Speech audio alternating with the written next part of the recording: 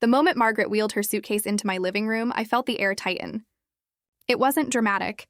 No screaming, no doors slamming, just the subtle click of her heels on the hardwood floor and the quiet hum of the ceiling fan above.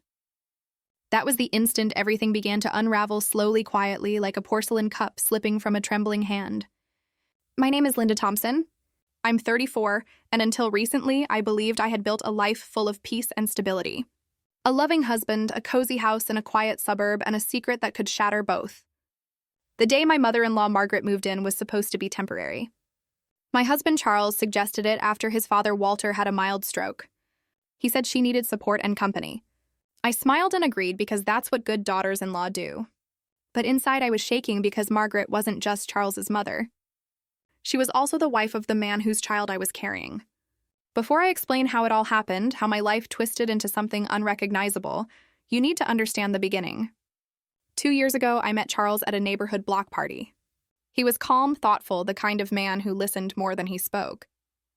We married within 10 months, and though love came slowly, it came sincerely. Charles worked as a financial analyst, often buried in spreadsheets and conference calls. I taught middle school English and spent my evenings grading papers and tending to our small garden. Our life was ordinary, peaceful. That's when I met Walter. Walter was tall, imposing in a quiet, dignified way. When he spoke, people naturally listened. I found his presence comforting at first, a strong, reassuring figure. He would often ask if I'd eaten, how work was going, or whether Charles treated me well. But over time, his attention started to feel different, personal, lingering, insistent. I was lonely. Charles traveled frequently for work, and we barely shared dinners anymore. When I tried to talk about it, he brushed it off with, "I'm doing this for our future." Walter, however, saw me. It began with small gestures, a hand lightly brushing mine when passing a dish, a compliment about my hair, the way he lingered just a moment too long when saying goodbye. I laughed it off. Everyone did. Until one evening, I didn't.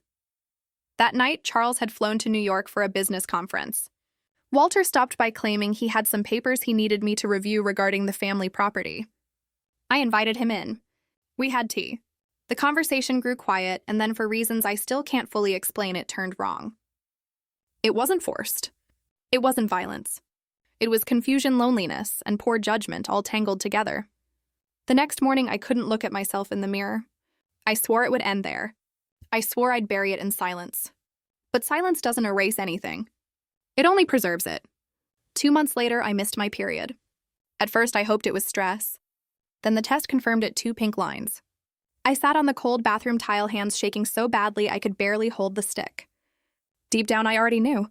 Charles and I hadn't been intimate in months. Walter's visits had stopped abruptly after that night, replaced by awkward looks and avoidance. When I realized I was pregnant, the truth hit me like a cruel, slow-moving storm, one I had brought upon myself. I decided to keep the baby. Not out of courage, but out of confusion. I told myself I would raise it as Charles's child. I would atone silently through motherhood. That was my plan. Until Margaret moved in. Margaret was the kind of woman who could smell guilt. Graceful, controlled, always watching. From the moment she arrived, she observed me, my every word, every pause, every movement. The first night, she placed a gentle hand on my shoulder. "Linda," she said, voice soft, "I hope you don't mind me being here for a while. I know early pregnancy can be stressful." I froze. I hadn't told anyone. Not even Charles. "How did you know?" I whispered. She smiled faintly. "A mother just knows. You're glowing." Her words were sweet, almost kind. But her eyes, sharp, penetrating, betrayed suspicion. That night, I lay awake listening to the soft hum of the air conditioner, hearing her movements across the house. Every creak of the floorboards sounded like judgment. The next morning, I found her in the kitchen, folding laundry, humming softly. She picked up my scarf, the one Walter had once gifted me.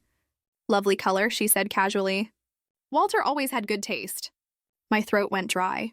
She set the scarf down, smiling faintly. "Dinner's at 7, dear," she said, then left. I knew then she was not just visiting. She was watching, waiting. Days turned into weeks. Charles remained oblivious, buried in work. Margaret subtly inserted herself into every part of my routine: doctor's appointments, grocery runs, even how I organized the kitchen. One afternoon, while folding clothes, she pulled a small folded hospital receipt from the drawer, my first prenatal checkup. She studied it quietly. This was before Charles returned from New York, wasn't it? My chest tightened. She looked at me, eyes cold but composed. Interesting timing. I tried to speak, but nothing came out. She didn't press further, just folded the paper carefully and replaced it in the drawer. "Be ready for dinner," she said softly and walked away. That night, I sat in the dark, listening to the distant hum of the street outside, and felt my world shrink. Margaret knew, or at least suspected. And if she knew the full truth, I had no idea what she might do next. The days that followed felt like living inside a confession I had never spoken. Margaret moved through the house with quiet purpose, cooking, cleaning, folding laundry, but beneath her calm, I could feel the weight of her knowing. Every glance she cast my way made me feel exposed, like I was standing naked in a room full of mirrors. I avoided mentioning Walter at all costs. When Charles asked about his father's health, I'd excuse myself to the kitchen or pretend to check on something. Margaret noticed, of course, she noticed everything. One evening, as I was setting the table, she watched me silently tapping her fingers on the wood. "Linda," she said softly, "how far along are you now?" My hands froze mid-motion holding a plate. "Almost 4 months," I murmured. Her lips curved faintly into a smile. "Charles was out of town around then, wasn't he?" The plate slipped from my fingers and shattered on the floor. I opened my mouth to lie, but no words came. She stepped closer, voice quiet but firm. "Don't worry, dear. Accidents happen." After a long pause, she added, "Some accidents just take longer to clean up." Her calmness terrified me more than yelling ever could. That night I could barely breathe. The walls seemed to close in the air, thick and heavy. I sat on the edge of our bed, staring at our wedding photo on the nightstand, Charles and me smiling, believing in forever. I pressed my hands to my stomach. The tiny life inside me was innocent, yet it felt like a crime scene. I imagined running away, packing a bag, leaving a note, disappearing before Margaret told Charles. But where would I go? Who would take me in? I didn't even have the courage to admit the truth to myself. The next morning, Charles left early for work. I watched him from the window, his posture straight, briefcase in hand, unaware of the storm swirling inside our home. Margaret appeared in the doorway. "You should eat something," she said softly. "You need your strength." For a moment, her words felt comforting, almost motherly. I almost believed she pitied me. Then she stepped closer, lowering her voice. "I spoke to Walter last night." The room spun. "He confirmed it," she continued. I gripped the edge of the counter, my heart hammering. "Don't worry," she said almost tenderly. "I'm not going to ruin your marriage." "Not yet." Her calm tone was terrifying. "You will stay quiet," she added. "You will raise that child as Charles's, but you will not under any circumstances speak to Walter again. Do you understand?" I nodded, my throat burning with shame. "Good," she whispered. "Because I'm the only one keeping this family from collapsing right now." That day marked the beginning of my punishment, not from God, not from Walter, but from Margaret. She didn't shout or accuse. She simply watched, subtly controlling every action, every decision. She made me feel like a guest in my own home. When I cooked, she corrected my recipes. When I rested, she reminded me to be careful for the baby's sake.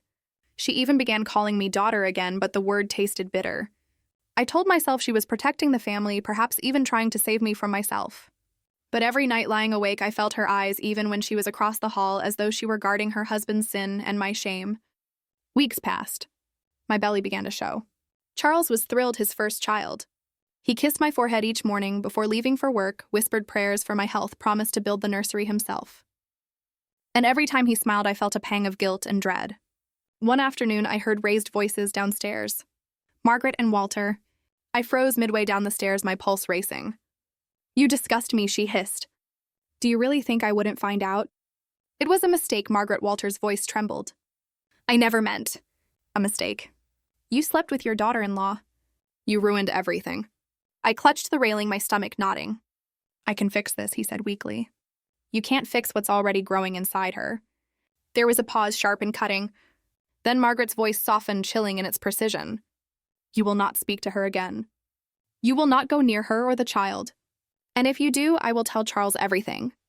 "Margaret, please, no, you've already taken enough from me." A chair scraped across the floor. Footsteps deliberate and heavy. The front door opened, then slammed shut. I didn't move. I didn't breathe. I stayed frozen, tears running silently down my face, whispering to the life inside me. "I'm sorry. I'm so sorry." That evening, Margaret acted as if nothing had happened. She set the table, served dinner, smiled politely. Charles remained cheerful, oblivious to the storm.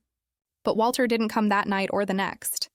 After a week, Margaret quietly announced at dinner, "Walter's gone to visit his brother in Boston. He said he needs time to think." Charles nodded, concerned. Is everything okay?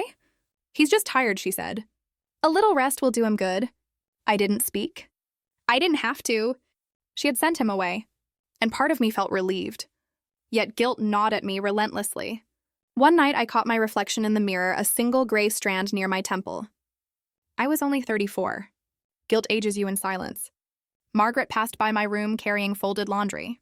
She paused in the doorway. He left yesterday, she said softly. Walter, I asked. Yes, I told him it would be better if he didn't come back for now. Her eyes met mine, calm, cold, and strangely sad. You should be careful, Linda. Secrets always find a way home. She left before I could answer. For the first time in months, I broke down, completely silent sobs shaking through me as I held my stomach and whispered. I'm sorry. I'm so sorry, baby. The following week was unbearable. Margaret moved through the house like a shadow, quiet, observant, omnipresent. Every word I spoke, every action I took, she seemed to measure, weigh, and file away. I tried to keep busy. Laundry, schoolwork, grading, meal prep, anything to avoid thinking about what had happened, what was happening, and what could happen. Charles remained completely unaware. He would come home from work, smiling, tired from a day of meetings, and wrap his arms around me. He kissed my forehead, murmured, "How's my favorite girl today?" And each time I had to swallow my guilt, forcing a smile that felt like a mask stuck to my face. Then came the first real clue that Margaret was more than just quietly suspicious. It was a Saturday afternoon.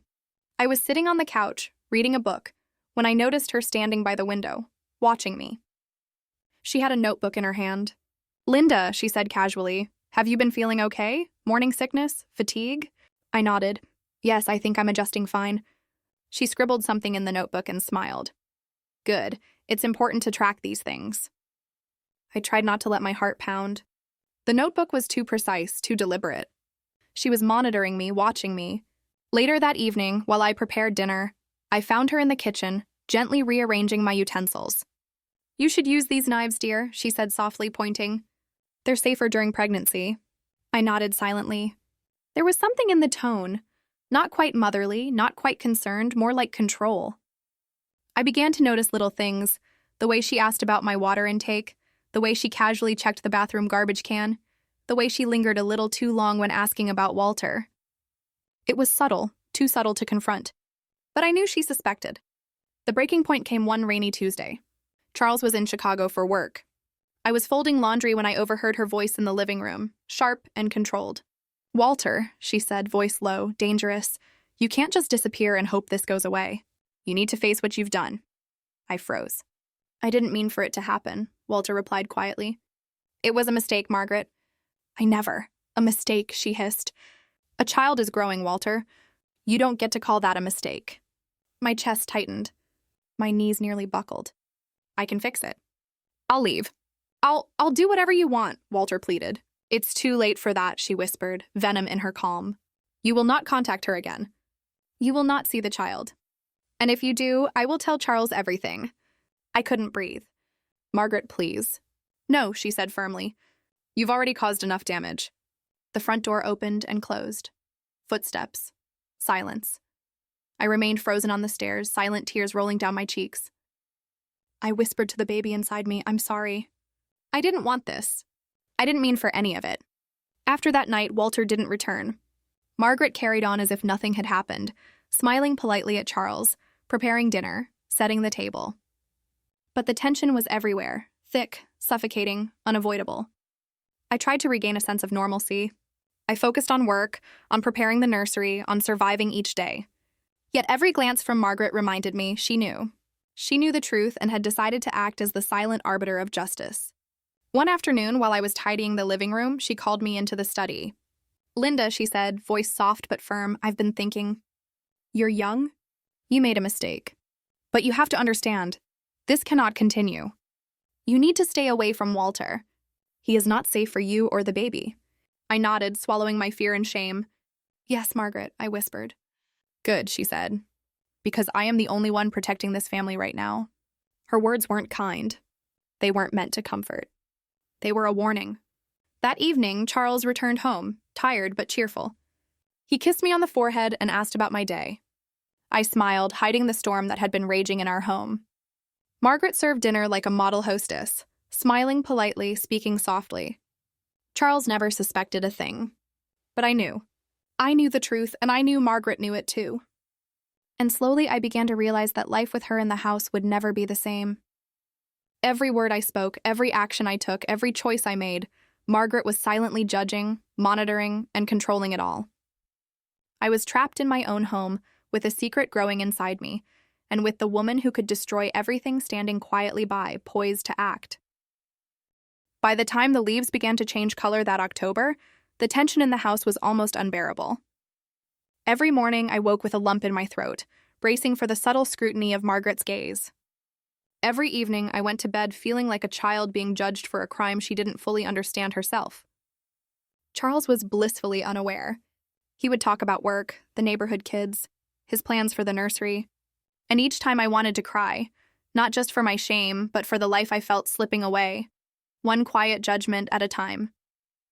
Margaret had become the silent warden of my home. She never raised her voice, never exposed me, at least not yet. But her control was suffocating. One night, as I was putting dishes away, she spoke quietly from the doorway.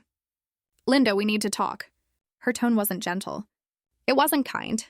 It was precise, commanding, as if she were addressing someone who had crossed a line she would not forgive. I set the last plate down and turned to face her. "Okay," I whispered. "I want to know exactly what happened with Walter," she said, stepping closer.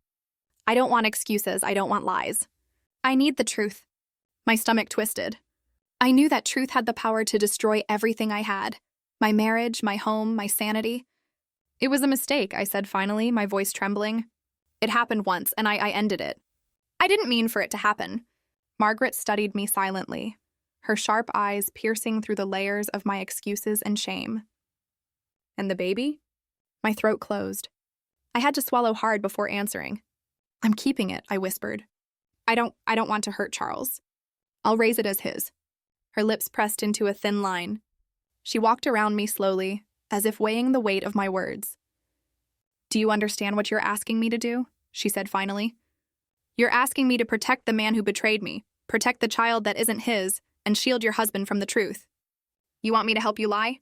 "I don't have a choice," I whispered, my hands trembling. "Please, I'm begging you. Don't tell him. I'll do anything." For a long moment, she was silent. Then she sighed as if bearing a weight far heavier than mine. "I will not tell him yet, but you will stay away from Walter. You will let him go. And you will follow every rule I set. Do you understand me?" "Yes," I said, my voice barely audible. "Good," she said. "Because if you step out of line, if you betray this family again, I will not hesitate." I nodded, swallowing hard, tears stinging my eyes. I realized then that this wasn't just about control. Margaret was protecting her son, her family, and in her own way she was trying to protect me too.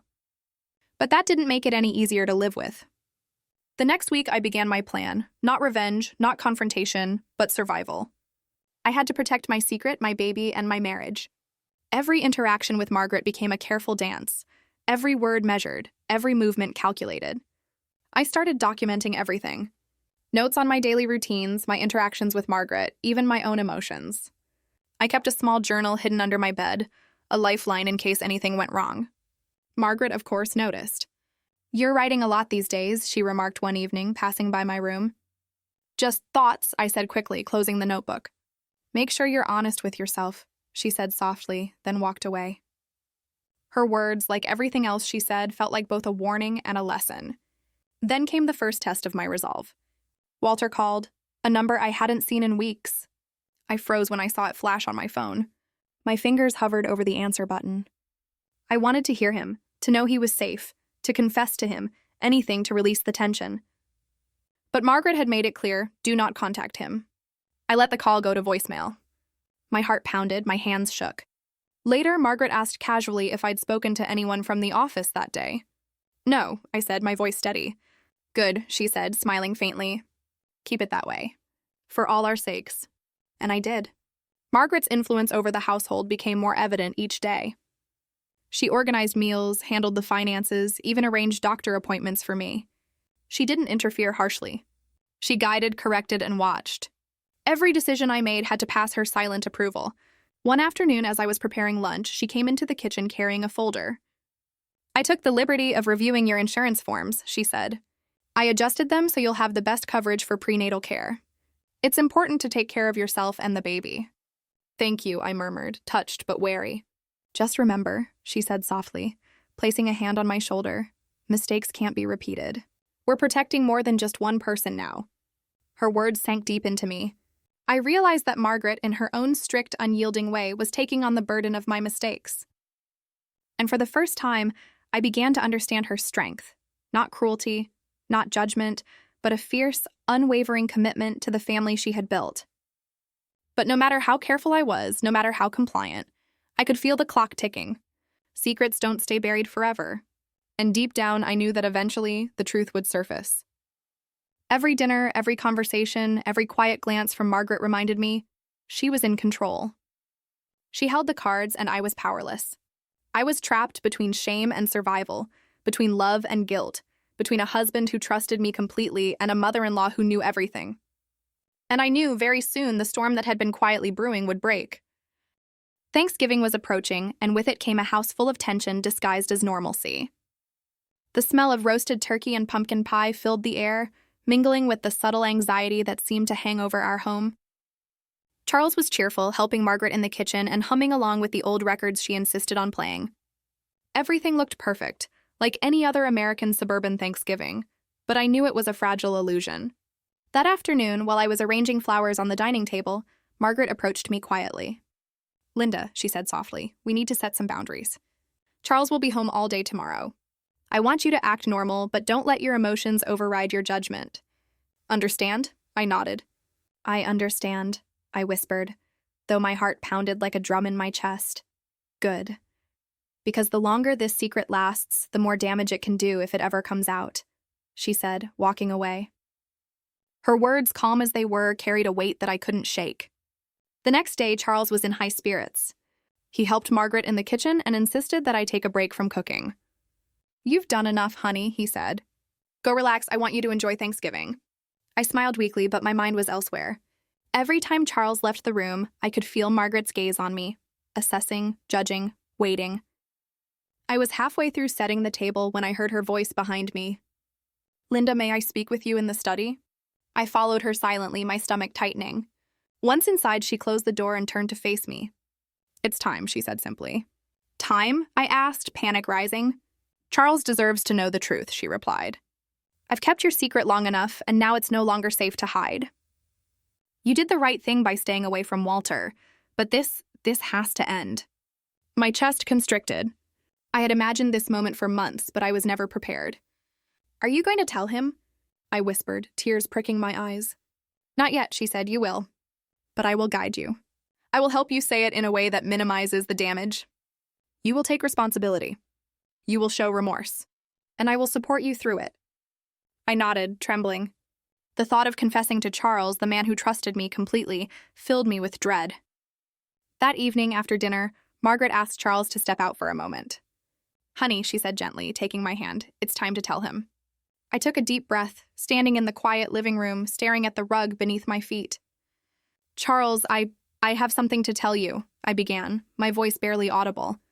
He looked at me, concern etched on his face. "What is it?" It's about the baby," I said, tears rolling down my cheeks. "It's not entirely yours." Charles froze. His eyes widened, disbelief flashing across his face. "What do you mean?" he asked, his voice trembling. I had an affair," I whispered. "It happened once. I ended it. I didn't mean for this to happen. The baby? It's Walter's." The silence that followed was deafening. Charles didn't move, didn't speak. He just stared at me, a storm of emotions crossing his face.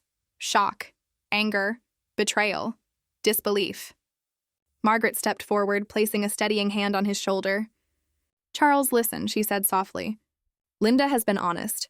She's committed to you, committed to raising this child as part of your family. I'm here to help both of you navigate this. But you need to understand, this isn't just about betrayal. It's about survival, honesty, and protecting the family." Charles turned to her, eyes wide. "You knew?" he asked. "Yes," Margaret said calmly. "I knew weeks ago, and I've been keeping this from you until the right moment." "Why?" he demanded. "Because I wanted to ensure the safety of everyone involved," she replied, "including the baby, And you, Charles. The truth is hard enough. The way it's delivered makes all the difference. Hours passed in silence. Charles left the room briefly, walking into the garden to collect his thoughts. Margaret guided me gently. You did the right thing by telling him, she said quietly. It's never easy to face the consequences of mistakes. But you did it with honesty, and that matters. When Charles returned, he was calmer, still hurt, still angry, but listening. Linda, this is a lot, he said. I need time to process, but I love you, and I know this wasn't easy for you. We'll figure it out together. Tears streamed down my face as I nodded. Relief and fear mingled in equal measure. Margaret squeezed my hand. See, she said softly. Sometimes the truth, even when it hurts, is the only way forward. That night, after Charles went to bed, I sat in the study with Margaret. Thank you, I whispered, my voice trembling.